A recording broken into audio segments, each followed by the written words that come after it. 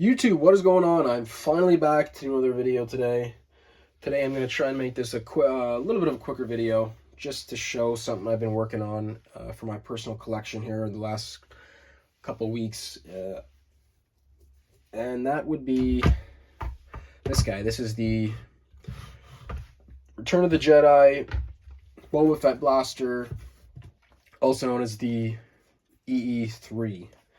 This was a kit that I purchased from Traywick Designs.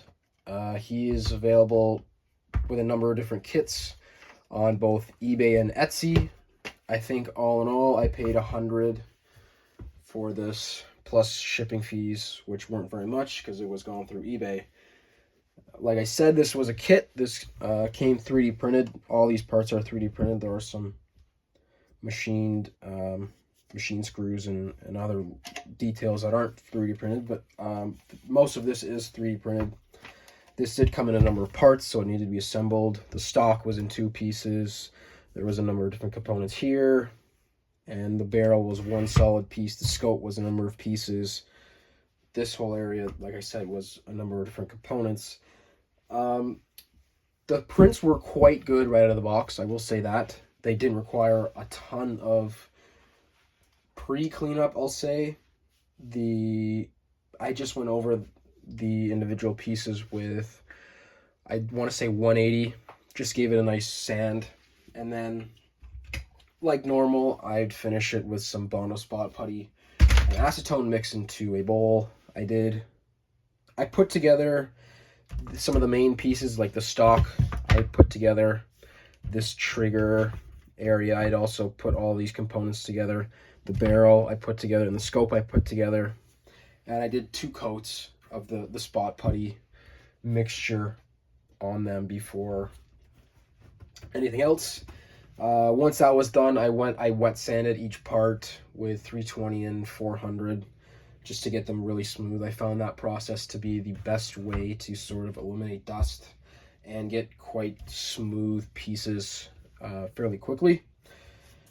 Assembly, it was quite straightforward. Traywick Designs has a build video on this, and he does also have instructions. To put all these pieces together took me probably an hour and a half. It's quite simple to do. It's a very simple kit to put together if you sort of know what you're doing or you're following along the video. He makes it really simple. So once this was put together in one piece, all ready for paint, gave it a quick black coat of primer. Once that was cured, I gave it a nice coat of a gloss dark gray from Rust-Oleum. In the camera, it's not picking up as much that it isn't very gloss because of the way I sprayed it. I kept the can a little bit farther away, so it didn't have that really glossy type look. And once that was done, then came the, I guess I want to say, more tricky part of this for me. The reference for this blaster isn't great, I'll say. There's a number of different builds I've seen of other people doing them, and each person has their own sort of spin on the paint job.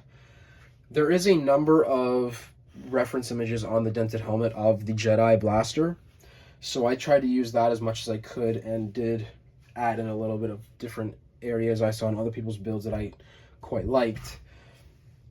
But yeah, like I said, there's gloss dark gray, let that fully cure, and then a lot of this accent detail that's been added in, it's just done with simple acrylics. Some of this is Tamiya acrylic, the silver is that, and then a lot of this black is just crappy craft store paint that I had and sort of splotched areas, and I went heavier and I mixed some colors up, and because the original pictures that I've seen had some rust spots, or I'm not sure if they were painted on or if they're actually rust or not. But yeah, so just I was quite intimidated with this paint job going into it. It looked quite intimidating, the layering sort of that some of the pictures had. So the way I did it was I just did it piece by piece. This was obviously one whole blaster piece, but I did the stock as one section, then moved forward and was able to sort of get it to flow quite well as I went along. But yeah, all in all, I think I'm going to wrap this up. This was quite a good blaster. It looks very nice on my shelf. It's quite light if you're looking to use this as in a con or for a costume or whatever. Obviously a lot lighter than a resin kit would be. It was quite simple to put together, and all in all, I'm very, very happy with it.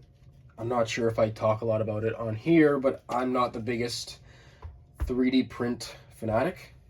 But with this kit, I'm very happy with how it's come out. Anyways, that's going to end the video for today. I got another video to do now, which hopefully will be up around the same time as this. Like and subscribe, leave a comment if you want. I try to get back to comments as much as possible, and thanks for watching.